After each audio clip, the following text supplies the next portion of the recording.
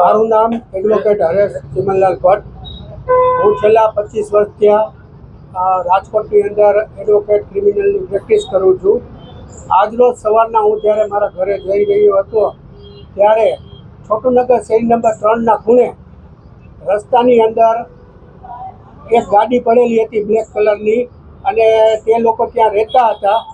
અને તેમણે મને છે ને ગાડી ભટકાણી ન હોવા છતાં એક સાઈડ ટ્રેક્ટર હતું, ટ્રેક્ટરને મેં સાઈડમાં લેવાનું કીધું, અને ભટકાણી ન હોવા છતાં મને છે ને ગાંઠથી મારી નાખવાની ધમકી તેમજ મારવાની ધમકી અને મારી ગાડી ઉપર ધુંબા માર્યા અને મને નીચે ઉતરવા માટે ગ્લાસ ખોલવાની ને એની ટ્રાય કરી, પણ છતાં હું નીચે ન ઉતર્યો અને ગાંધીગ્રામ પોલીસ ચોકીએ સીધો ફરિયાદ લખાવવા માટે વયો ગયો.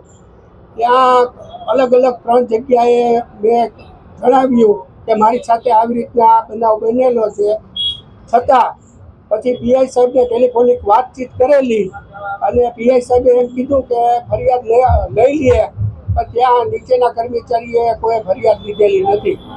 તો મારી વિનંતી છે કે મારી ફરિયાદ લેવામાં આવે. કોણ શખ્સો હતા, કઈ નામ જાણો છો?